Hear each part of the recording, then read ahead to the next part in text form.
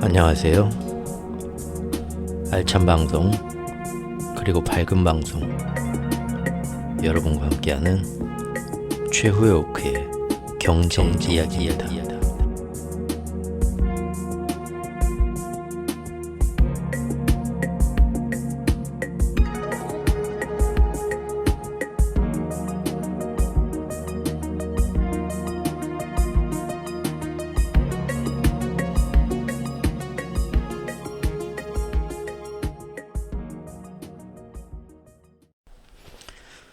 안녕하세요. 추오크입니다. 네, 날마다 찾아와서 요즘 좀 짜증나시죠? 네. 조금만 참으시고요. 오늘은 또 어제 한 얘기가 있으니까, 꺼낸 얘기가 있으니까 이어서 어제 이제 국제정세 그런 이제 마스터 플랜 어떤 식으로 갈 거다 했던 게 실제로 그 모습대로 하반기에 왔던 거 안타깝죠. 안타깝지만 자꾸 우리가 이런 방향으로 개인이 자각하고 목소리를 내지 않으면 결국 국제정세에 휩쓸려서 이 방향으로 간다. 이 안에 달러 기축통화의 패권을 다투는 이 싸움에서 우리가 국제정세에서 이렇게 이용당한다 했는데 벌써 2년 가까이 됩니다. 똑같은 얘기를 블로그하고 유튜브에서 한지. 근데 결국 북러 파병으로 해가지고 지금 급하게 거기까지 지금 진전이 되고 있는 거 같이 봤죠. 오늘은 이제 경제 얘기, 그런 마스터 플랜의 어떤 흐름 안에서 국채, 환율, 금리, 그리고 이제 금, 은 같은 거, 자산시장 어떤 식으로 지금 우리가 하반기에 이렇게 될 거다 봤던 것이 지금 어느게 와 있는가. 그래서 또 여기서 진짜 지금 밑에 흘러가는 진짜 흐름이 뭐고 또 앞으로는 어떻게 될 가능성도 있는지를 같이 한번 짚어보는 시간을 가지도록 하겠습니다. 오늘 하는 얘기 중에서는 굉장히 어떤 자산시장이나 아까 말씀드린 환율, 국채, 금리, 금은 보면서 차트 보고 이런저런 얘기하는 것도 나올 겁니다. 항상 말씀드리지만 저는 차트로 앞날을 예측한다. 절대 저는 그럴 능력도 없고 그런 거 좋아하지도 않습니다. 뒤에 가서 후행적으로 맞춰볼 뿐이고요. 사실 이런 얘기는 거의 다 그동안 회원제 영상에서만 주로 많이 해왔던 얘기입니다. 왜냐하면 저도 압니다. 제 영상에서 알고리즘에 떠서 클릭해서 들어오는 분들 중에 대부분이 자산시장에서 어떻게 나도 재테크 자리에서 돈 좀 벌어볼까 해서 내 자신을 공부해서 업그레이드 시키자라는 그런 욕심에 또 한 번 저를 찾아오셨다는 거, 그런 분들이 많다는 거 저도 예상은 합니다. 하지만 미리 말씀드리지만 그런 관점에서 오면 제 채널에서는 제가 가르쳐 드릴 것도 없고 알려드릴 것도 없고 여러분보다 잘 알지도 못합니다. 투자라는 곳에 투자나 이런 자기 경제에 대해서 자신의 어떤 거기에 대한 태도나 관점에 대해서는 사실 그 전에 제 채널의 잡설 카테고리에서 여러 번 얘기를 했고, 제 블로그에 그 매트릭스 빨간 약 먹기에서도 세상에 믿을 건 나밖에 없다. 여기에서 여러 가지 얘기 틈틈이 그동안 많이 드렸는데요. 오늘은 그 얘기하는 자리는 아니고요. 그래서 이런 민감한 얘기는 아직 투자나 이런 데 대한 경험이나 아직 그 자기만의 그 오롯한 관점이 세워지지 아직 않으신 분들은 또 이쪽 귀에 팔랑거리고 저쪽 귀가 팔랑거리면서 여기서 빨리 급하게 돈을 벌어야 되는데 갔다가 에이 아닌가 봐. 야, 이 사람은 진짜 같아. 나 오늘 이 사람한테 완전히 꽂혔어. 자나깨나 이 사람 생각뿐이야. 거기 가서 또 열심히 보고 또 열심히 카페 활동하면서 또 갔다가 조금 재미 보는 듯 하다가 아닌 것 같으면 에이 이것도 아닌가 봐 하면서 또 딴 데 가고, 철새처럼 마치 나는 왜 이렇게 남자 복이 없지 하면서 평생 이 남자 저 남자한테 아이고 내 이 두레박 같은 팔자야 사랑에 또 속으면서 또 사랑을 하네. 제 얘기 아닙니다. 그런 관점 차라리 저는 정말로 돈을 버는 게 저는 나쁘다고 안 봅니다. 돈 버는 거는 돈에 대한 우리 어떤 그런 이상하게 선비 같은 마인드로 아유 돈은 멀리 해야지 양반이 말이야 그거 잘못됐다고 보고요.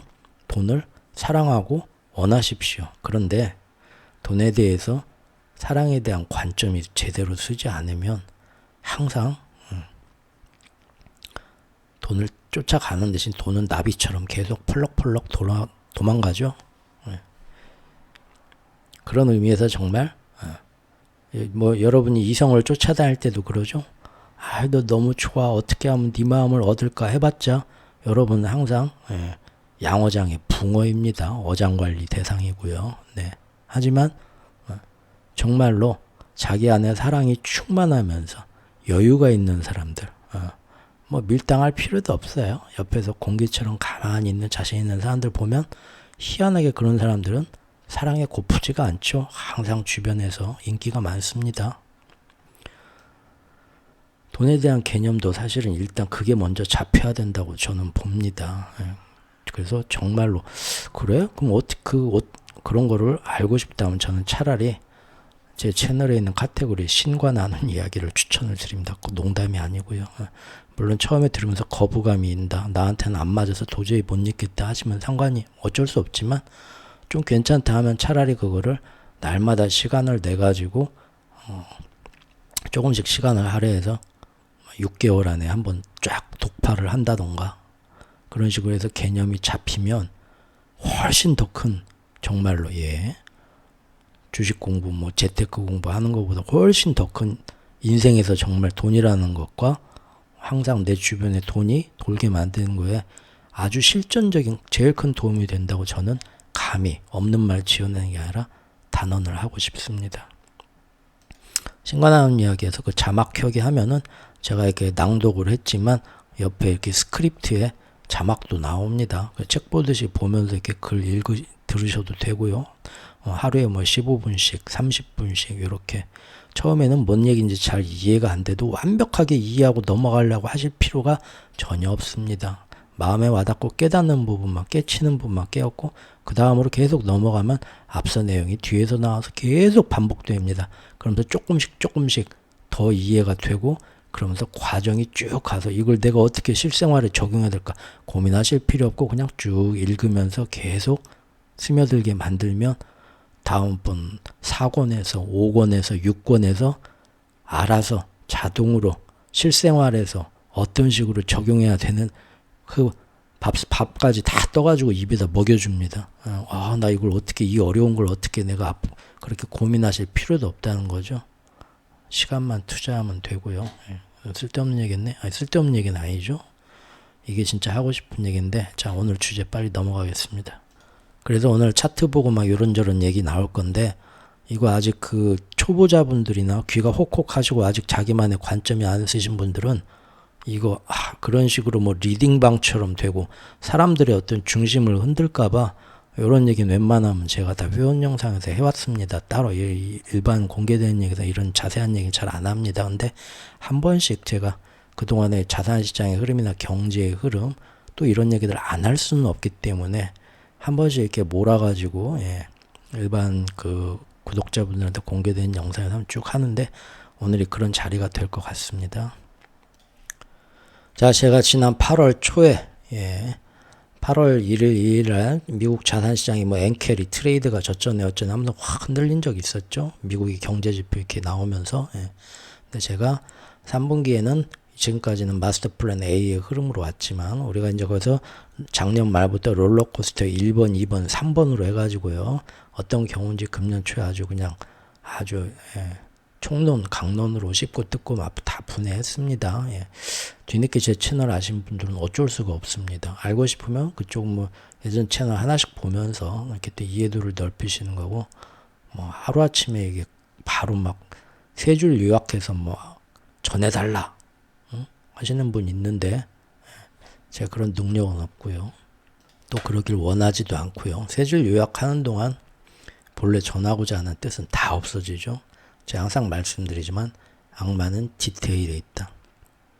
디테일을 모르면 맨날 남들이 얘기하는 것만 쫓아다닐 수밖에 없다. 그게 자기 지식인 양 앵무새처럼 떠들고 다닐 수밖에 없다고. 디테일까지 다 알고 있어야 되죠.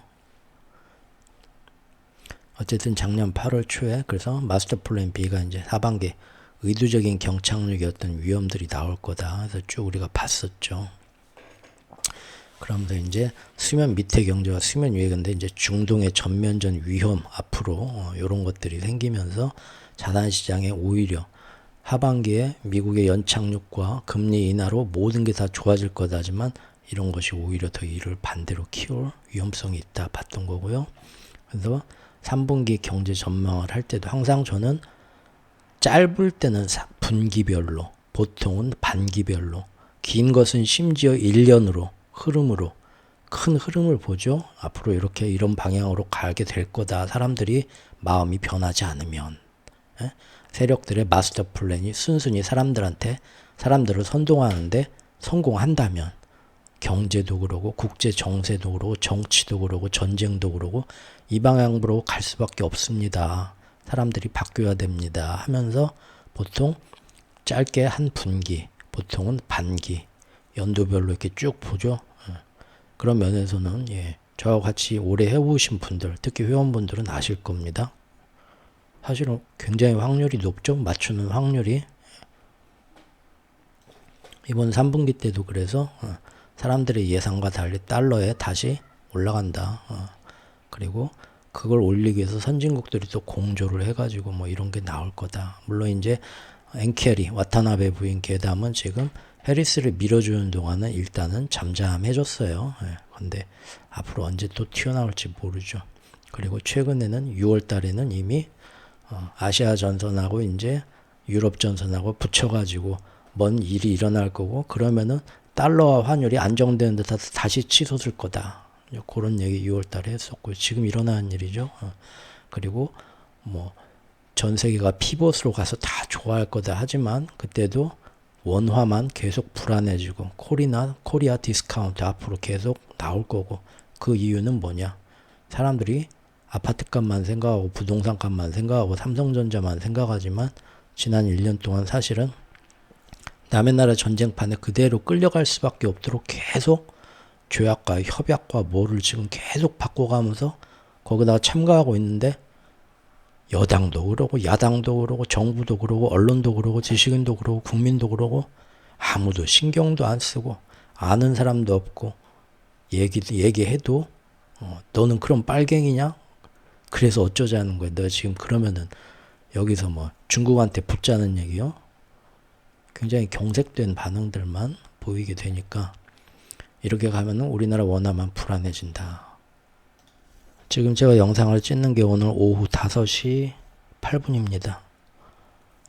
원달러 환율 보겠습니다. 이게 보세요. 뭐 우리나라 IMF 터졌나요? 보세요.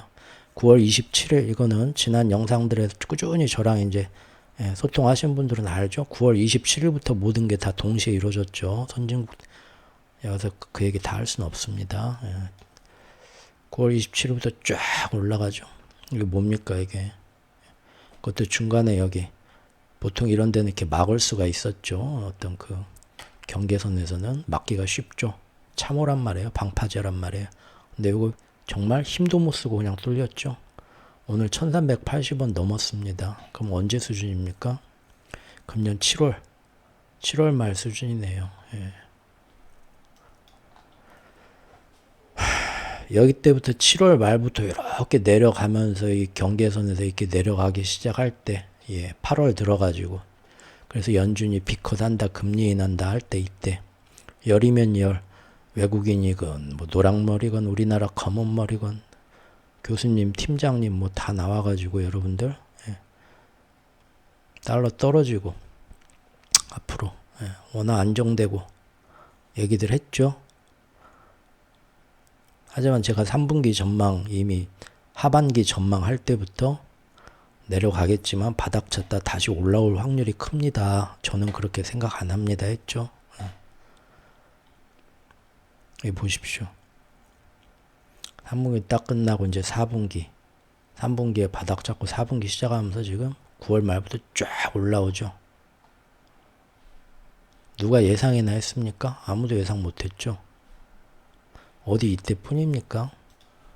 유튜브 하기 전에 블로그 할 때부터 아주 사랑방 손님처럼 이렇게 환절기만 되면 꼭 한 번씩 찾아와가지고 네가 참 아무것도 모르면서 개나 소나 떠든다더니 참 환율에 대해서 넌 진짜 뭘 알고나 얘기하냐? 답답하다. 넌 뉴스도 안 보냐? 요새 시장에서 전문가들이 뭔 얘기하는지 한번 들어봐라. 예. 친절하게 꼭 이렇게 한 번씩 손님들 와서 말씀들 하셨는데,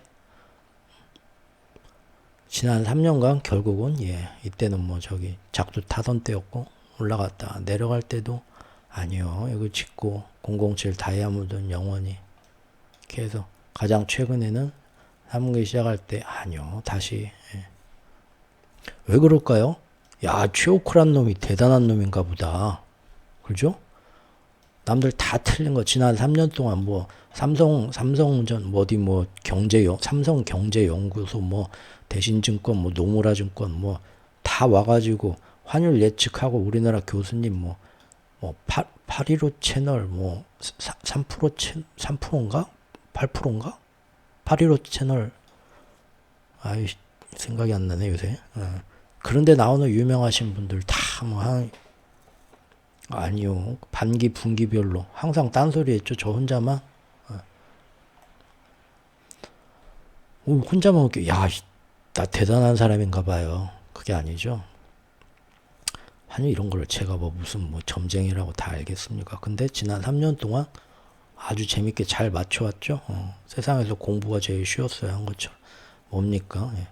국제정세의 흐름을 언론에서 알려준 대로 월가 선동꾼들이 얘기하는 대로 그대로 받아들이지 않고, 예. 아까 얘기한 것처럼 흑이냐 백이냐 가는 게 아니라 있는 그대로 관찰하면서 마스터 플랜이란 달러라는 기축통화의 이 지금 우리 자본주의 경제 시스템이 어떻게 되는가 일단 알고 그러면서 관찰하면서 가면서 그 흐름을 따라서 절대 세력들이 이번에는 여기까지 내려도 여기까지는 못 내릴 거다. 이런 식으로 보는데 그게 그냥 맞아갈 뿐이죠.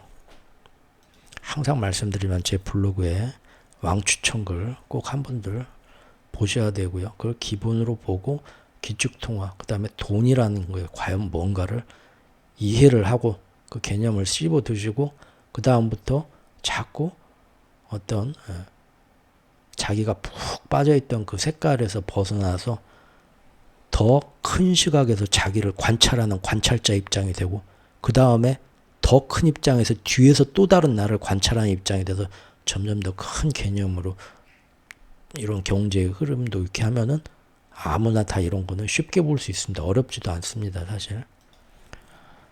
사태는 뭐 오늘 뭐 길게 하진 않겠습니다. 이런 얘기는 뭐 자, 달러죠. 여기 내려와가지고 103.82, 102.99 밑으로 아주 중요한 저항선 밑으로 떨어질 때 이때는 뭐 자신감 만빵이죠. 제가 그때도 예전 영상에서 딱 이때쯤 만든 영상에서 말했던 것 같네요. 시중에 이제 개나소가 아니고 저기 예, 유명하신 분들 다 나와가지고 아이 진짜 제가 말이 헛나왔습니다. 미쳤네. 예. 그 고명하신 분들 다 나오셔가지고 지금 이 저항선 딱 해갖고 요거 못 넘는 거 보고 나서 이때부터는 다 나와서 달러 버려라 원화 사라 그 다음에 뭐 채권 어쩌고 저쩌고 월가에서 그런 얘기 하니까 야, 저 유명한 사람이 저런 얘기를 해. 더 자신감 뿜뿜이죠. 우리나라 뭐 9시 뉴스 유튜브 다 나와서 예. 근데 어떤가요? 우리가 보는 바닥 찼다 그냥 올라갔죠. 더구나 너무 무섭습니다. 저도 여기서 더 올릴 줄은 몰랐어요. 근데 요새 계속 올리거든요. 이거 뭡니까? 해리스 버렸다는 얘기. 해리스한테 기대 접었다는 얘기예요. 예. 그냥 마스터 플랜에서 치중하자 그 얘기죠. 이것도 아마 회원 영상에서는 계속 지금 몇 번 했던 얘기 같습니다. 유로화 작살나죠. 유럽이 뭐 금리 인하 먼저 한 것도 있지만 이렇게 작살나진 않는데 최근에 작살나죠. 침체는 점점 되면서 중앙은행 금리 서로 이제 공조하는 움직임도 있고 유럽 침체는 거의 이제 뭐 아무도 부정할 수도 없고 아무리 금리 인하해서 살리려고 해도 전쟁하고 이미 너무 크게 얽혔죠. 2차 대전 때하고 똑같은 모습입니다. 이거 보세요. 50일선, 100일선, 200일선 그냥 아무런 정황 없이 뚝뚝 떨어집니다. 유로화. 이렇게 만들어야죠. 안 그러고 유럽이 살아나면 기축통화 패권전에서 중간에서 제3자, 중립자 입장을 취하면서 미국 등에 칼을 꼽고 얘네가 기축통화 되려는 가장 유력한 후보입니다. 그래서 유럽부터 죽인다고 우크라이나 때부터 말씀드렸죠. 영국 파운드와는 뭐 말할 것도 없고요. 미국어 저기 뭐 원래 그 금융 세력이 원래 고향이었고 넘어가고 이제 미국하고 사실 형제잖아요. 근데 이번에 이 기축통화 마스터 플랜 초장부터 얼마나 얘네가 앞장서 선동해가지고 예, 전쟁이나 금융적인 면에서 별짓을 정말 제일 먼저 미국은 양반이라서 눈치 보면서 뒷짐지고 하는데 영국이 나와서 우리가 이러면 되겠냐고 앞장서서 막 뭐 하자 선동하고 전 세계 사람들을 굉장히 어떤 그런 걸로 몰고 가는데 항상 제일 일조를 하죠. 금융시장의 폭탄, 길트체나 그런 걸로 한번 폭탄도 한번 던졌었고요. 알아서 빠지는 거고. 엔화도 아주 재밌죠. 엔화 이제 작년부터 무조건 엔화 강세로 간다. 아이고, 엔화 투자해라. 엔화만 투자하는 것보다는 달러는 이제 미국 채권은 이제 금리 인하하면서 채권은 오를 수밖에 없으니까 엔화로 일본 주식시장에서 엔화로 미국 채권에 투자하는 상품을 사면 최소한 하나만 걸려도 안전한 보험이고 두 개 다 그렇게 우리 뜻대로 되면 따따블로 먹네. 그거 엄청나게 선정해서 작년 초부터 많이들 사셨죠. 그때마다 제가 나와서 여러 번 얘기를 엔화 영상 진짜 한 10개 만든 것 같네요. 얘기했고 실제 그렇게 됐죠. 그리고 이제 금년까지 아주 힘들게 고생들 하시다가 물려가지고 금년에 지금 어떻습니까? 7월부터 쭉 이제 바뀌죠. 갑자기 엔화가 역주행하죠. 왜냐하면 모든 선진국들이 금리 인상한다고 하는데 금리 인하한다고 하는데 엔화 혼자 금리 인상한다고 하면서 하지만 이게 사실은 또 작년과 같은 그 마스터 플랜의 한 방향이라는 거. 앞으로 자산시장에 충격을 주기 위한 이 내려가는 것도 뭐 그래서 엔화 강세로 빠진다 하면 이때도 이제 쇼커버링이나 왜 이렇게 급하게 빠지는가 이유 말씀드렸습니다. 그래서 이렇게 빠질 게 아닌데 지금 너무 설레발에 빠져서 올라와서 자리 잡을 거다 했었죠. 근데 지금 9월 27일부터 작전 들어가면서 끌어올리죠. 엊그저께 150엔에서 잠깐 주춤했습니다. 근데 일본 또 뭐 위원들 다나카 소나카 맨날 나온 애들 있잖아요. 이 5엔마다 나온 애들 나와가지고 좌시하지 않겠다, 가만두지 않겠다, 나 지금 잠 안 자고 쳐다보고 있다 말은 하는데 항상 말로만 하고 손을 안 대고 올려주죠. 환율 방어를 안 해버리죠. 이것도 마찬가지입니다. 그래서 또 올라옵니다. 왜 안 하냐? 미국의 기축통화 세력하고 서로 공조가 된 거죠. 야, 지금은 달러 올려줄 때란다. 우리가 괜히 엔화 강세하면 안 되겠다. 참, 그죠?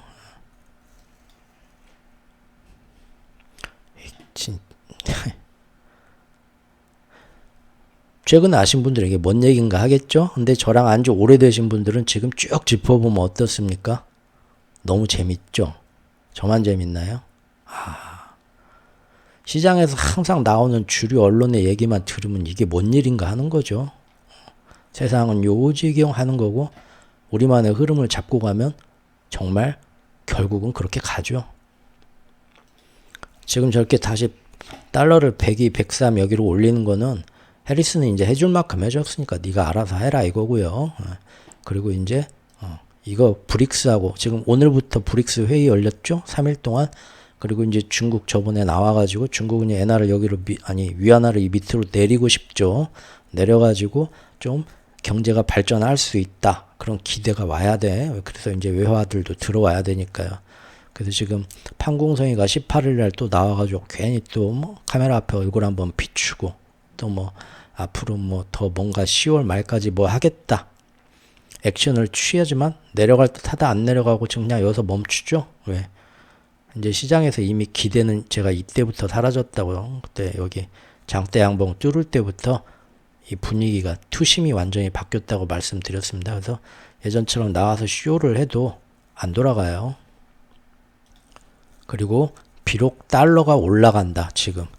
그래서 엔화도 올라간다 하더라도 전에도 쭉 보면 지금 양쪽에서 끌고 가니까 원화가 올라가죠. 그런데 원화가 다른 데보다 지금 한 번도 쉬지 않고 그냥 일직선으로 올라간다.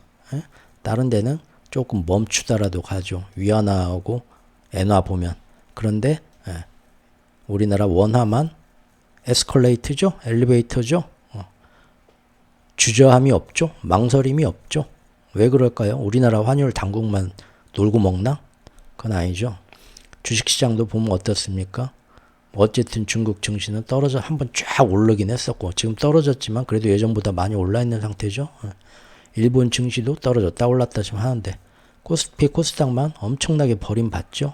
하반기에 여기 세 나라 중에 환율시장이나 주식시장이나 보면은 외국인들이 한국 시장만 드립다 버린다는 거죠. 그리고 제가 얘기 말한 코리아 디스카운트고 가만히 보니까 유럽 전선하고 중동 전선 다음 전선이 남북한 전선이 될 것 같으니까 빼는 거죠. 버리는 거죠.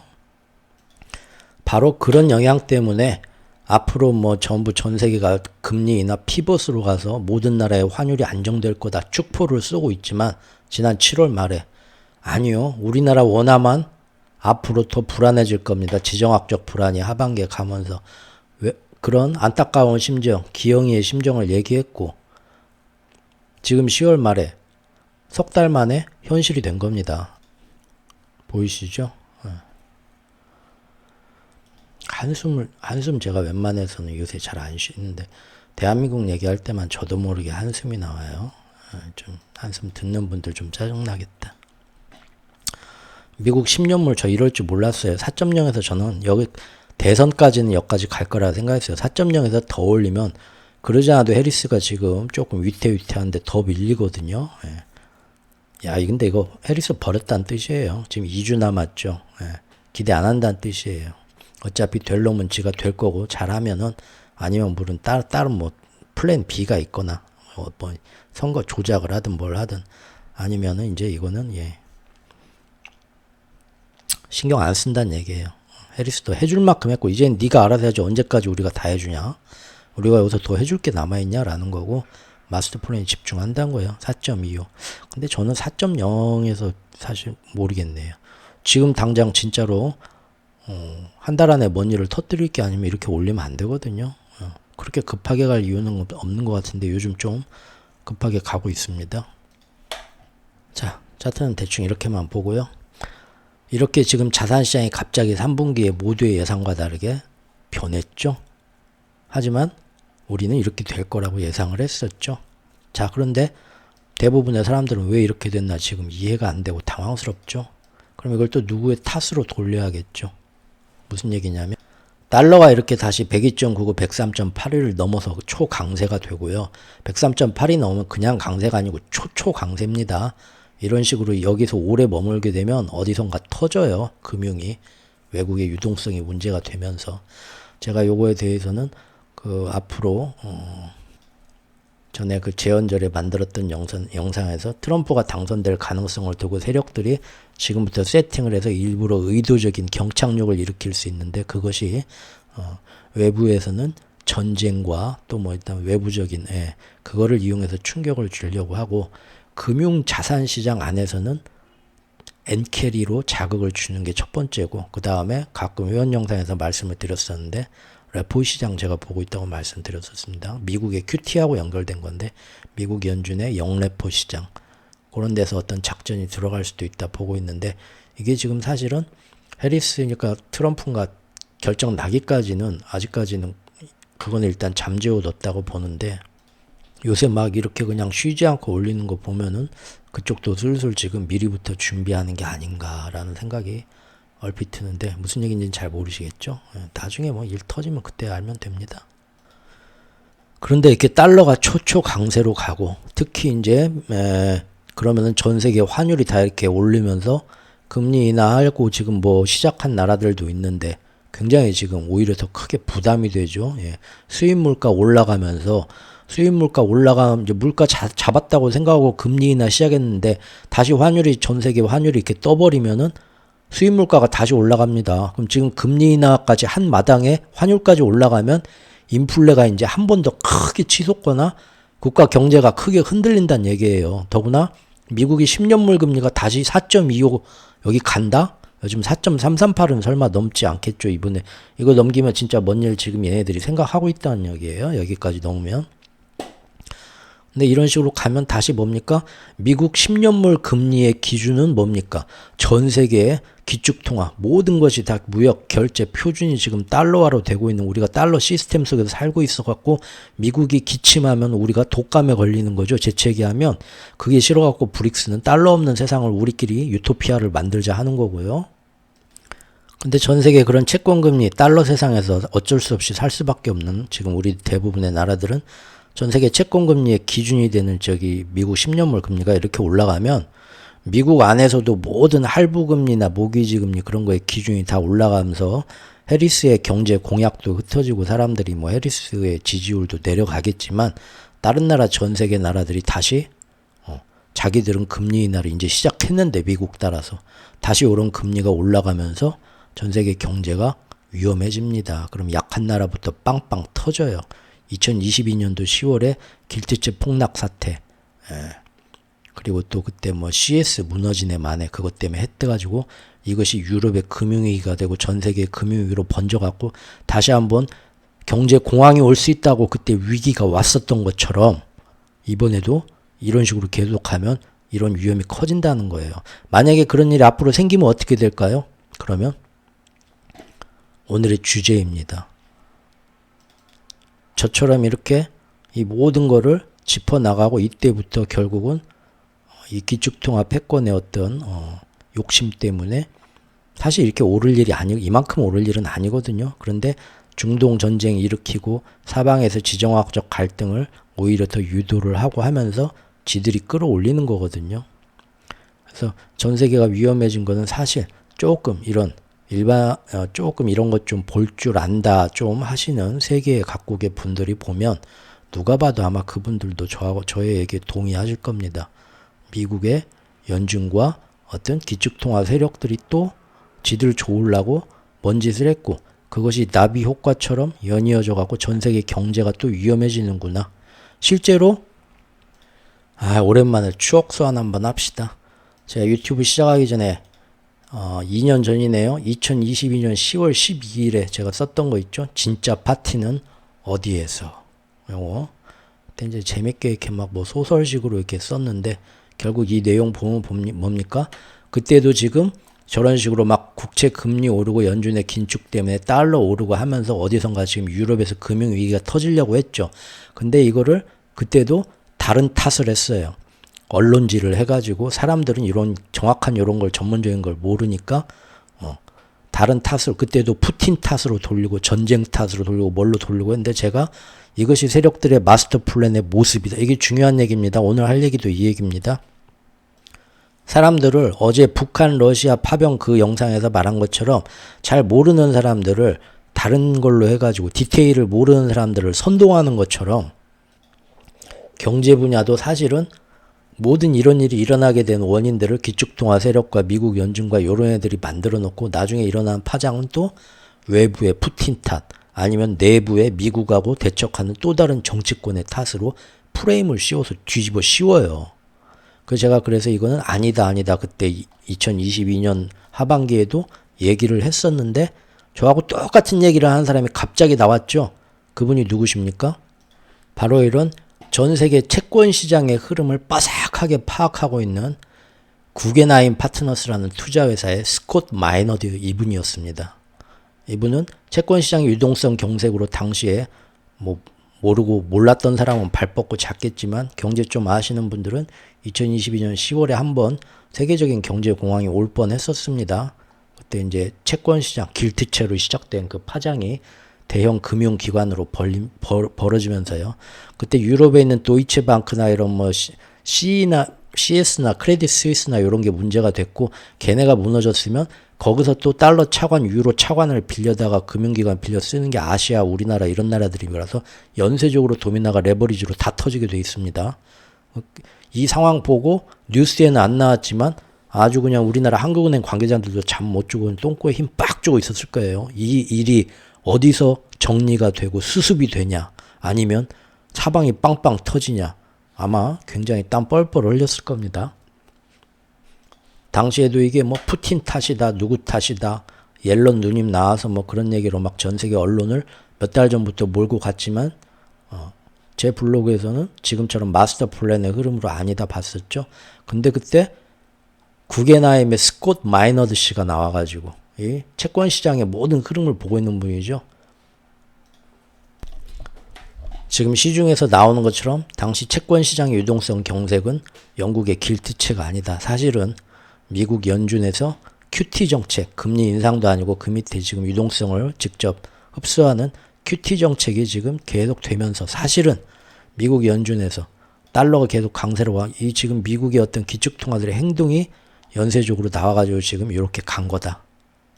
결국 미국의 이 핑계 저 핑계 되면서 뒤늦게 급격한 금리 인상과 QT를 했는데 양적 긴축을 했는데 이것 때문에 지금 어디가 터지려고 한다. 모든 책임을 딱 집어가지고 미국의 지금 저런 원래 발단은 얘네들 때문이다고 이 사람이 국제사회에서 대놓고 저격을 했습니다. 당시에.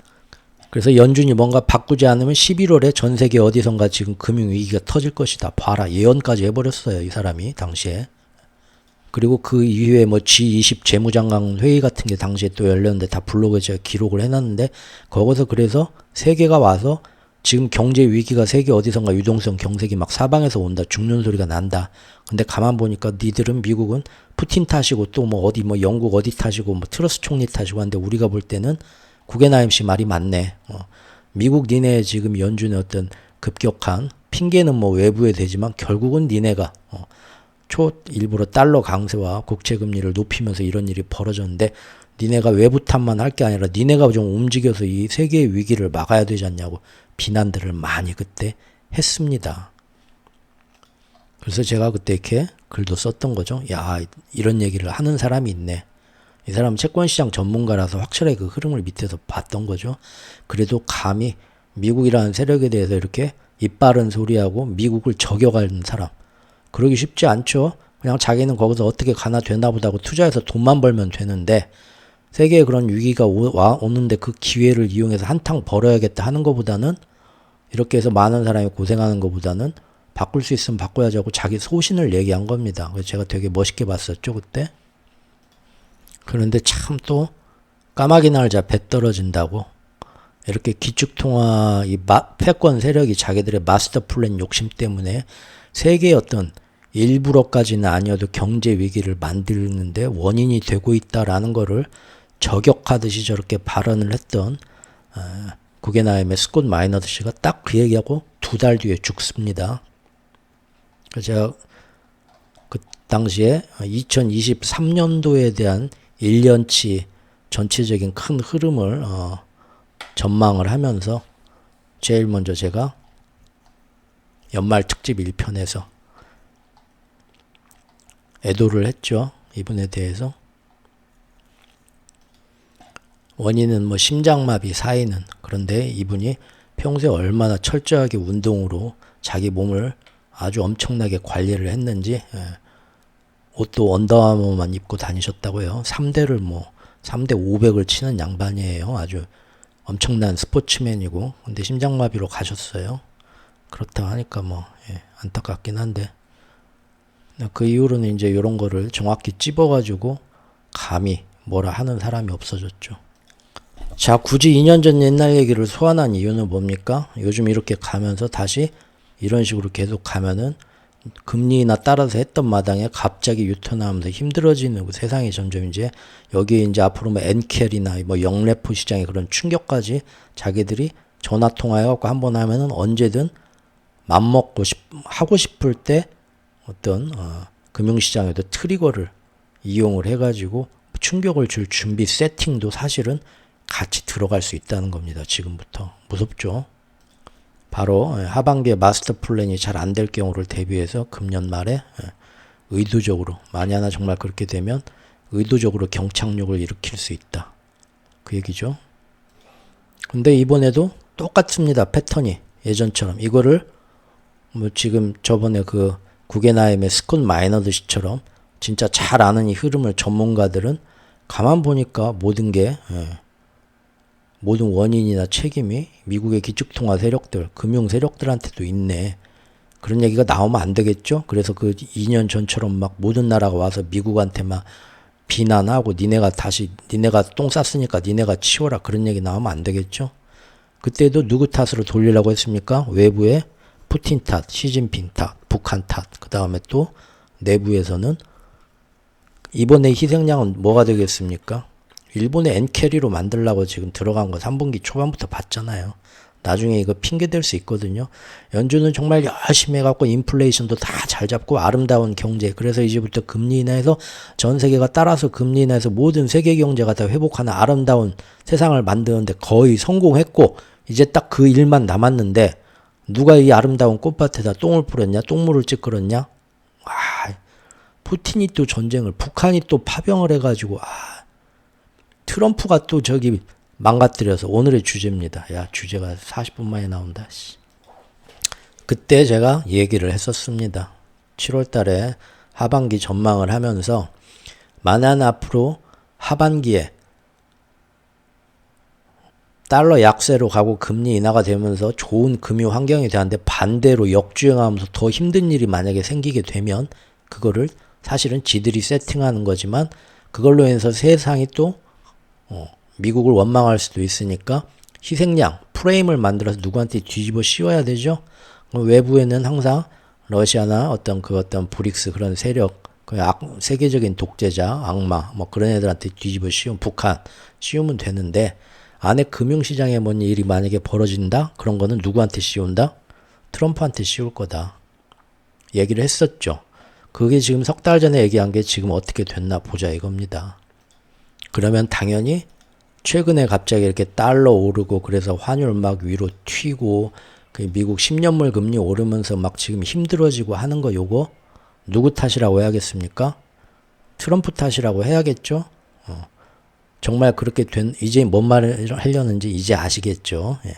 어제 오늘 경제 뉴스 좀이라도 보신 분들은 지금쯤 무릎을 탁 칠 겁니다. 맞죠?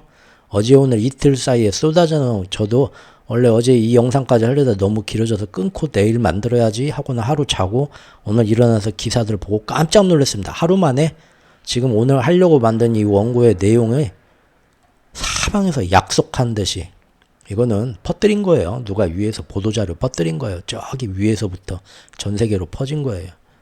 정말 다 그 얘기만 나온다. 무슨 얘기죠? 트럼프 때문에 달러가 오르고 환율이 오르고 금도 오르고 국채금리도 오르고 못 살겠다. 이 모든 기사 트럼프 때문이다. 우리가 이렇게 될 거다 봤던 모습이 어제하고 오늘 사이에 나왔습니다. 한번 보시죠. 자, 이처럼 강달러와 국채금리 상승이 시작된 것은 최근 영상들에서 우리가 사실은 봤죠. 이런 거. 진짜 달러화가 다시 오르는 진짜 이유가 뭐냐. 10월 초에도 설명을 했고 회원 영상에서는 달러를 어떻게 드리블 하고 있는가. 그리고 또 최근에는 전쟁이나 이런 것이 바로 이런 달러 패권을 위해서 지금 이루어진다. 어제까지. 이 흐름대로 이렇게 쭉 봤는데 국채 금리 같은 경우를 봤을 때 일단은 저게 국채 금리가 한번 급하게 확 떨어졌던 거는 너무 빠른 금리 인하를 시장이 기대하면서 그 설레발로 너무 과하게 떨어지고 있다. 그때 말씀을 드렸고요. 하지만 이제 시간이 가면서 그것이 바닥을 찾다가 세력들이 이제 마스터 플랜 B의 셋업을 더 완성해 나가는 과정에서 국제 정세가 불안해질 것이고 이제 시장도 그것을 보고 국제 금리가 다시 뱀 대가리처럼 이렇게 고개를 들 거다 예상을 했었죠. 제가 그때. 지금 실제로 엊그저께 지금 거의 4.0 넘어서 미국 10년물 금리가 다시 4.2 수준까지 올랐죠. 그러나 이 오르는 걸 그동안 쭉 오르는 과정에서 만든 영상에도 설명했듯이 이렇게까지 시장에서 바라보는 그 관점만으로는 이렇게까지 오르는 걸 다 설명할 수가 없다. 여기에는 마스터 플랜의 그 이제 전쟁이나 뭐 여러 그게 작용한 거다고 그래서 영상들을 만들었던 거죠. 즉 채권 금리가 앞으로 연준이 지금 어차피 빅컷으로 금리 인하 했죠. 또 앞으로도 어쨌든 11월에는 빅컷 안 한다 해도 앞으로 조금씩 하면서 계속해서 순차적으로 금년 내년에 금리 인하 하는 거 아닙니까? 이미 금리 인하 시즌으로 들어왔잖아요. 그러면 지금 당장은 아이고 우리가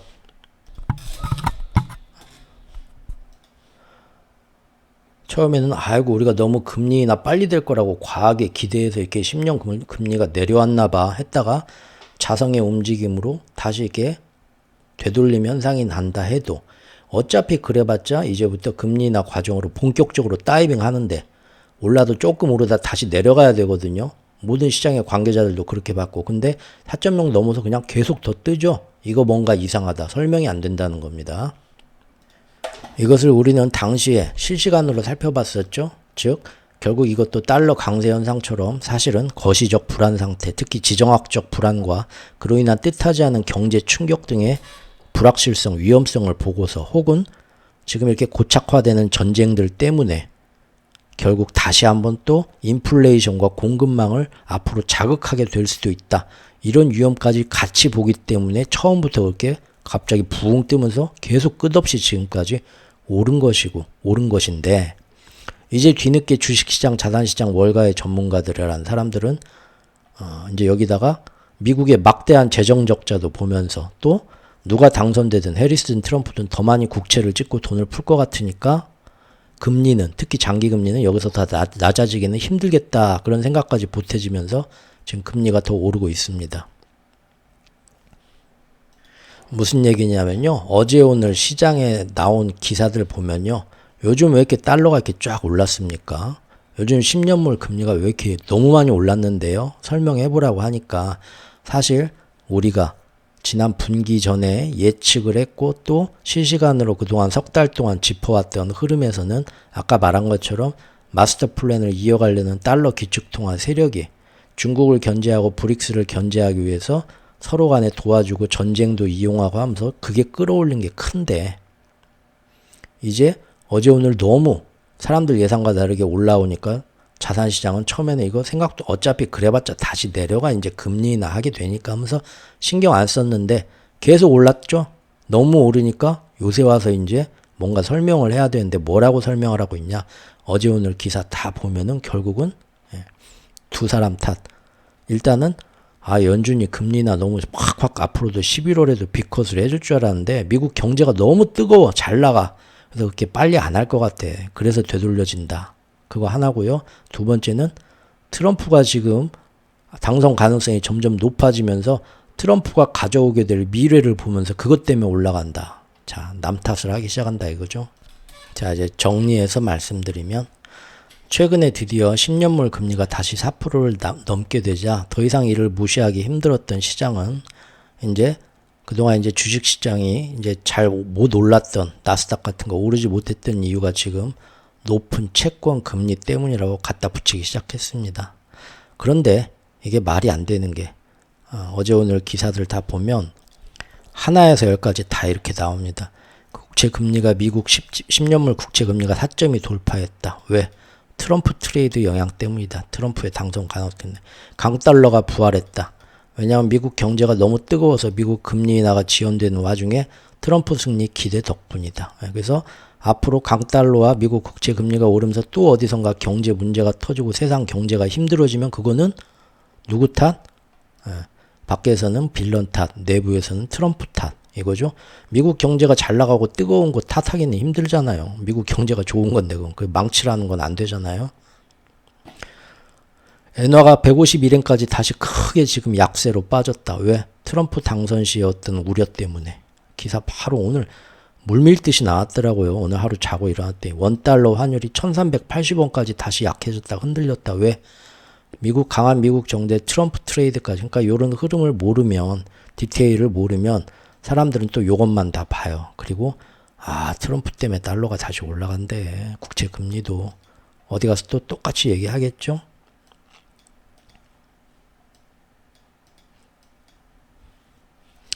달러, 국채, 금리 이 모든 게 다 트럼프 트레이드 탓이다. 어제 오늘 사이에 아주 그렇게 결론들 내고 기사들이 엄청나게 쏟아지고 있습니다. 뭐 그 사람들 말이 틀린 건 아니에요. 하지만 그게 전부는 아니고 그게 본질이 아니라고 저는 말씀을 드리는 겁니다.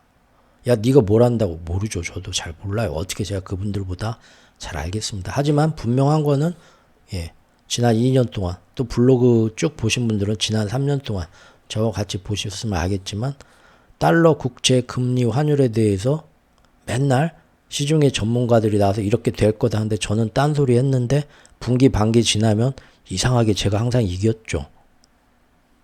그럼 너 비결이 뭐냐? 운이 좋았죠. 운이 좋았는데 굳이 비결을 물으신다면 말투가 또 왜 이래?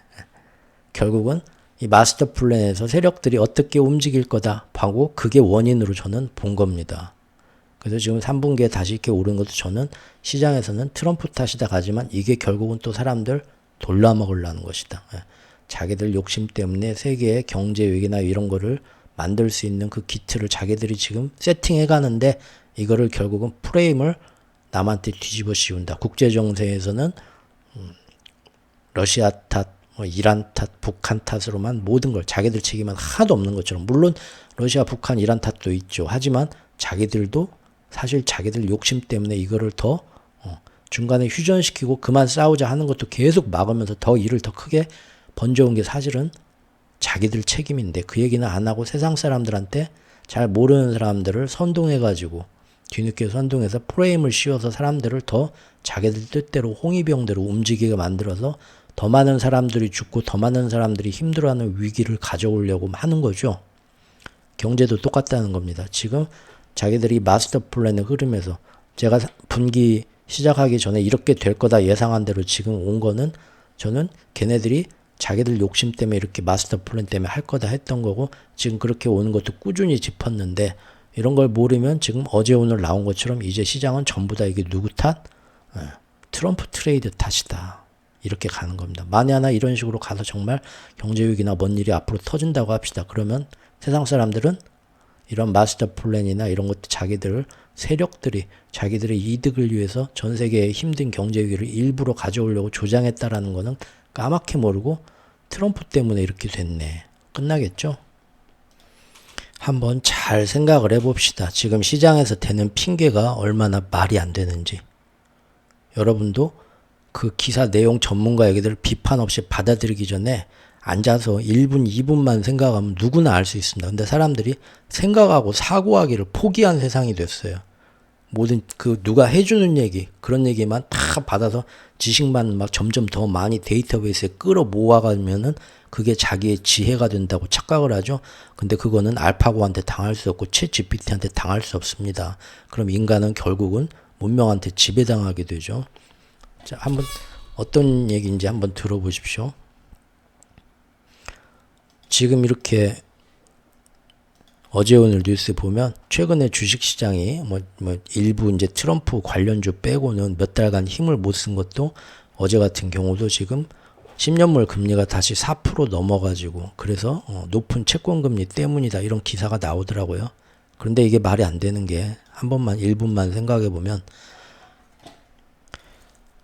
4.0이 아니라 4.25 위로 높았던 시절이 언제입니까? 금년 상반기입니다. 금년 상반기 4월, 5월 막 이럴 때 6월, 7월 초까지 6월까지 그때는 4.5가 뭐야? 지금 4.25가 아니라 4.5 막 4.75까지도 오르고 했어요. 그럼 이때는 주식시장 작살 났나요? 상반기 때 주식시장 엄청 잘 나갔어요. 이렇게 채권금리 높아도 맞죠? 근데 뭐 이제 채권금리 뭐 4.0 넘었다고 지금 그래서 주식시장 안 나간다고 핑계를 대요? 그건 아니죠.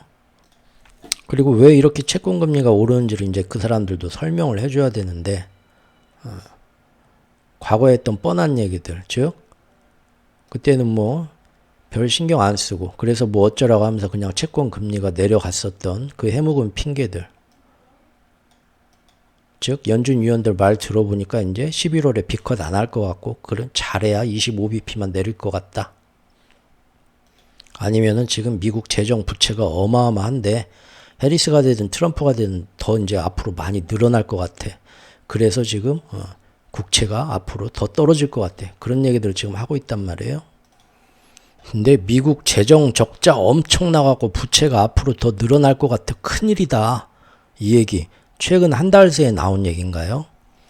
여기 지금 채권이랑 미국 달러가 쭉 바닥 찍고 오르기 시작한 9월 27일부터 이제 해가지고 10월 들어서 쭉 올라왔는데 최근 한 달 사이에 우리가 새롭게 안 사실인가요? 미국의 재정 부채가 어마어마해가지고 앞으로 채권은 자꾸 금리는 더 올라가고 앞으로 채권을 더 발행할 테니까 그래서 채권 금리는 오를 수밖에 없어라고 말하는 게 이때부터 10월부터 9월 말부터 알아서 이렇게 올라간 건가요? 무슨 얘기예요? 금년 초부터 계속 나왔던 얘기예요. 그래도 그때는 떨어졌었잖아요. 채권 금리가. 왜? 연준이 앞으로 금리 인하 할 거니까. 그죠? 금리 인하 지금 안 한다고 금리 인상으로 돌아가겠다고 했어요? 다시? 그런 얘기 없잖아요.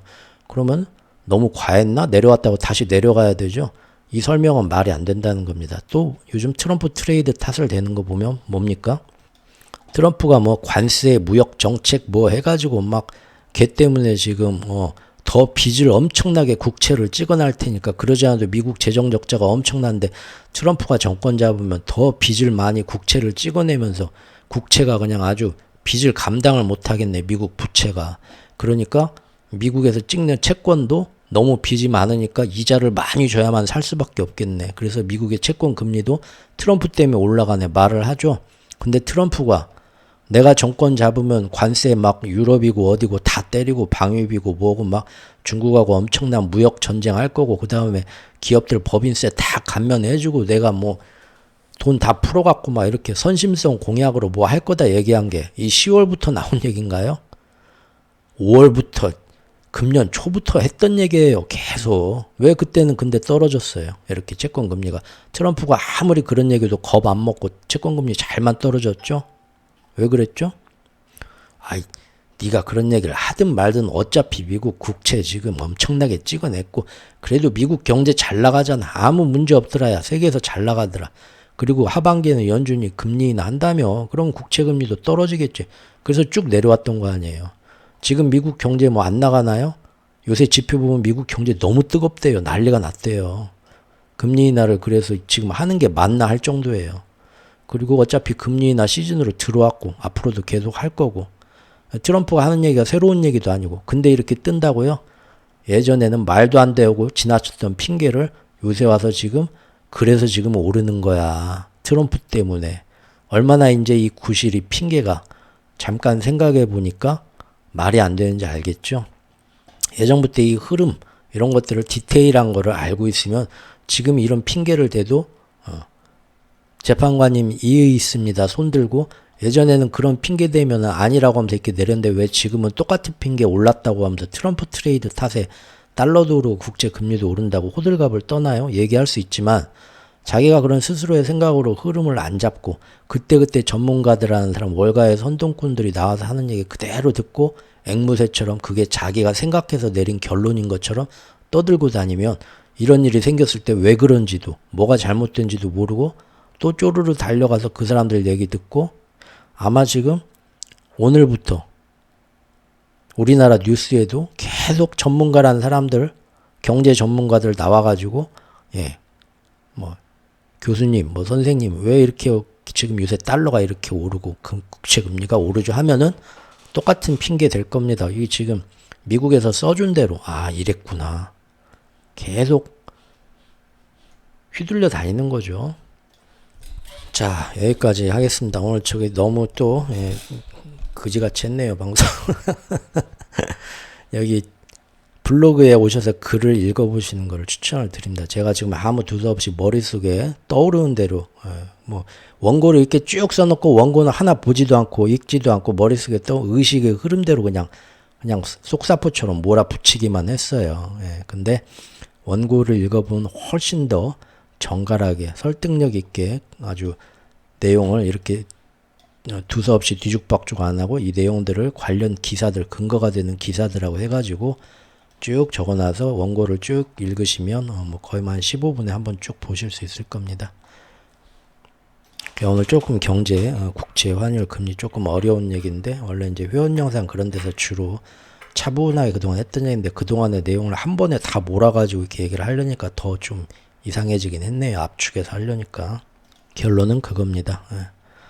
세력들이 필요에 의해서 지금 마스터 플랜의 필요에 의해서 10월 들어서 3월 달에 3분기에 바닥 찼다가 다시 달러도 올라오고 국제 금리도 올라오고 있다. 이런 상황은 세계 경제에 결코 좋은 현상이 아니다. 그래서 모두가 연준이 드디어 비컷으로 금리 인하를 하고 세계 경제가 다 좋아질 거라 기대하는 와중에 다시 또 경제에 위기감이 생기고 있다. 그런데 이것은 우리가 쭉 살펴본 것처럼 세력들이 기축통화 패권을 이어가기 위한 마스터 플랜의 흐름에서 이놈들이 일부러 이렇게 조작을 한 건데 금융시장이나 외부의 어떤 지정학적 갈등들을 이용해서 조작을 해온 건데 자기들의 그런 음모를 사람들이 눈치채는 걸 바라지 않기 때문에 항상 다른 외부의 적을 만들어서 잘 모르는 사람들을 선동하고 언론의 그런 프레임을 만들어서 다른 희생양한테 항상 뒤집어 씌운다. 지겹게 봐왔던 패턴이고 그래서 이번 3분기에도 만약에 이런 식으로 다시 예전에 봤던 것처럼 세계 경제는 3분기에 다시 달러에 무릎 꿇을 준비를 하게 될 것이다 하고 금년 6월에 봤던 것처럼 지금 이런 현상이 일어난 거는 사실은 얘네들의 작전이고 음모지만 다른 탓을 씌울 것이다. 전쟁의 북한 탓, 러시아 탓, 그 다음에 금융시장에서는 트럼프의 탓으로 또 돌릴 것이다 했던 것이 지금 나오고 있다. 어제 오늘 사이에 뉴스에.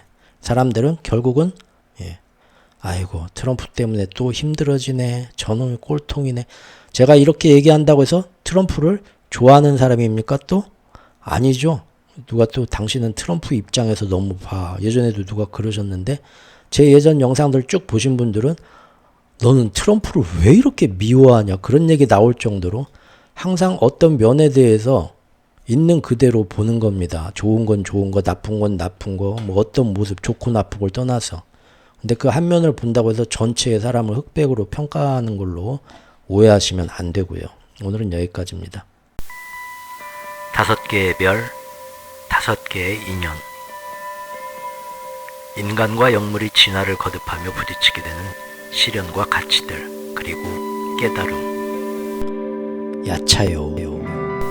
지금 이 오래된 이야기를 무료로 읽으실 수 있습니다. 네이버 카페에서 최후의 오크의 이야기 세상을 찾아주세요. 감사합니다. 금은 얘기하겠습니다. 갑시다. 어차피 이 긴 얘기 도저히 못 들어주겠다 하는 분들은 초반에 좀 듣다 나가셨을 거고 지금까지 들으신 분은 금은 얘기도 듣겠죠. 유튜브를 처음에 1시간 넘게 막 90분짜리를 만들 때 이렇게 유튜브 해가지고 아무도 안 본다. 절대 안 본다. 몇 분들이 얘기를 하셨습니다. 그런데 지금 구독자가 벌써 6,000명이 넘었습니다. 이 더럽고 재미없는 이 기나긴 얘기를 들어주시는 분들이 변태 같은 분들이 있다는 얘기입니다. 이 세상에. 끼리끼리 노는 거죠. 지금 어제 오늘 뉴스 보니까 심지어 금이 올라가는 것도 트럼프 때문에 올라간다고 그러고 있어요. 아니죠. 금에 대해서는 아주 제 블로그에 금은 시리즈 꼭 보시고요. 그리고 영상 유튜브 시작하고 나서도 금은 관련 굉장히 많이 만들었고요. 특히 금년 2월부터 제가 난리를 쳤었죠. 금 차트입니다. 제가 금년 2월 이때부터죠.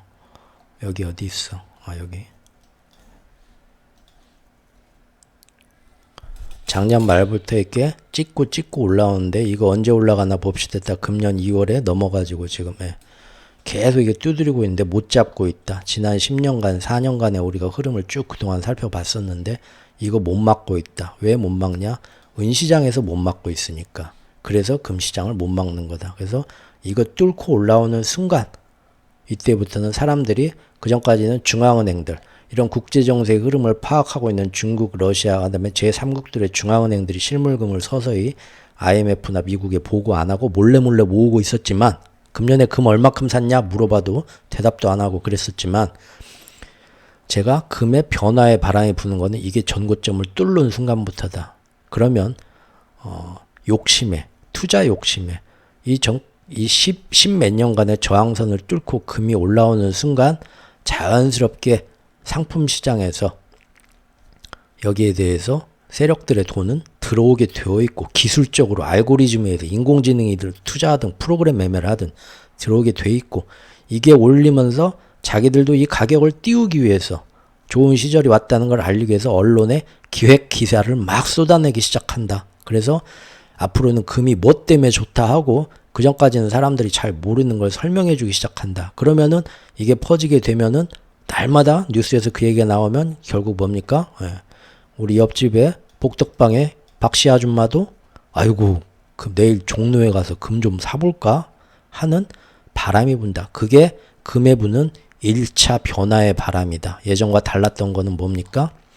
그렇게 10년 동안 막아오던 이번 마스터 플랜에서 금과 은 가격을 위해서 금을 찍어 눌렀던 게 점점 말을 안 듣게 되는 거고, 이것은 처음에 중앙은행들이 이 기축통화 패권 다툼의 진 면목을 보고 자기들이 금은을 현물을 더 이상 우리는 끝까지 안 찾아오죠.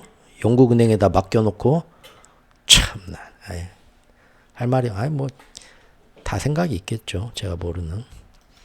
그래서 지금 1차 변화의 바람 이후로는 어떻게 됐습니까? 사람들이 금을 현물로 다시 사기 시작해요.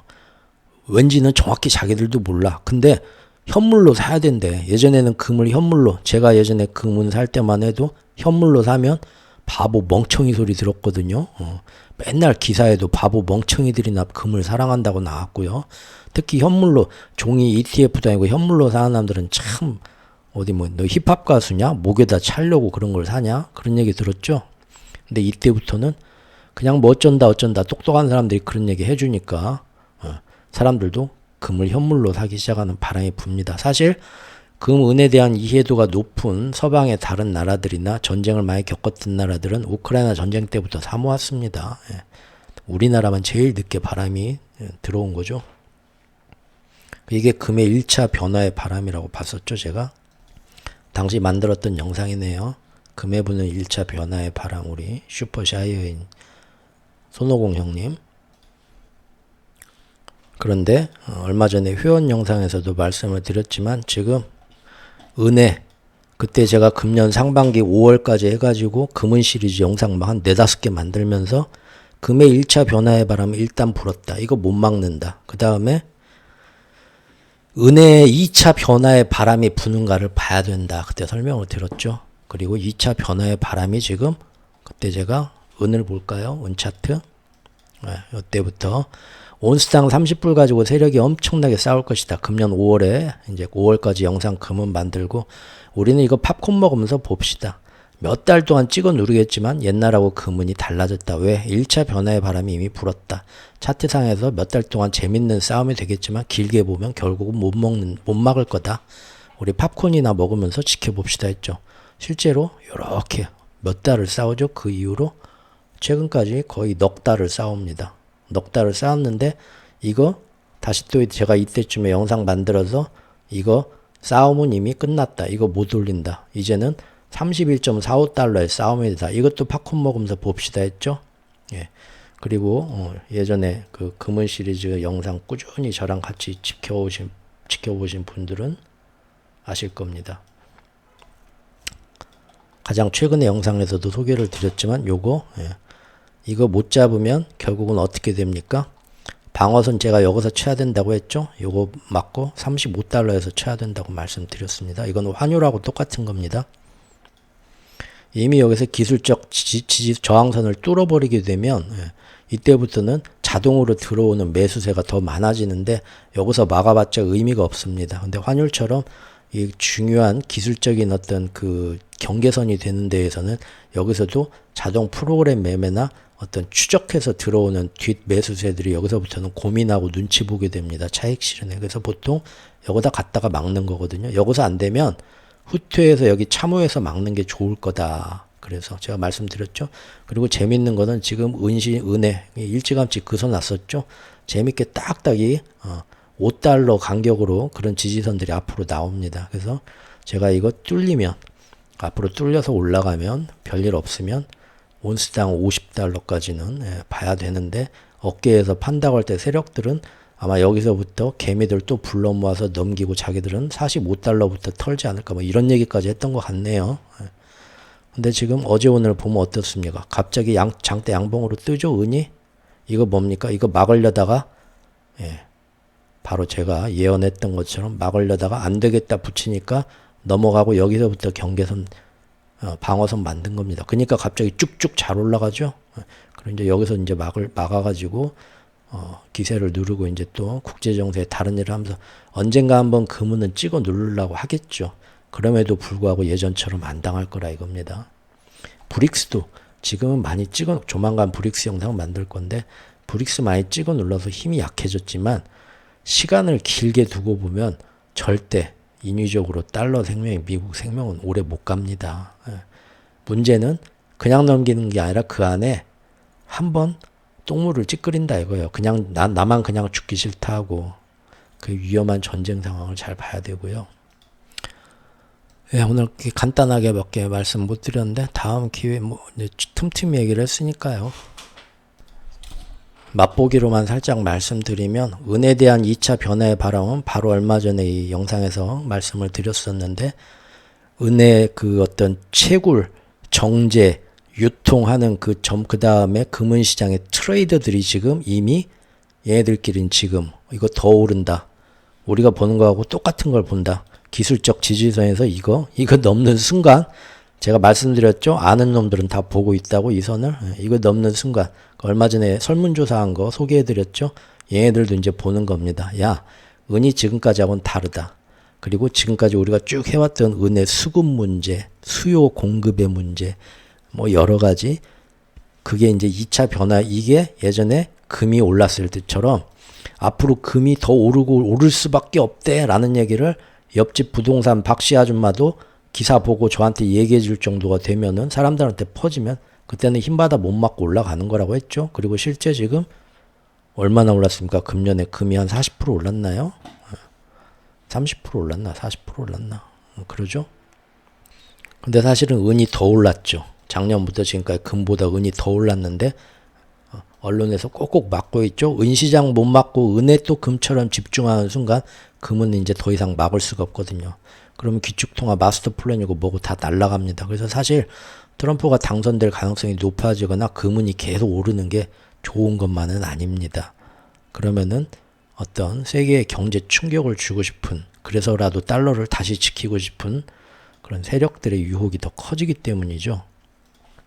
그런데 오늘 또 기사를 보니까 바로 금시장의 변화의 발환처럼 은시장에서도 사람들한테 이래서 앞으로 실물 은이 은값이 오를 수밖에 없고 실물 은은 더 오를 거야 라는 그런 전문적인 얘기를, 사실 제 블로그의 금은 시리즈에서는 3년 전에 이미 써놨던 글이죠.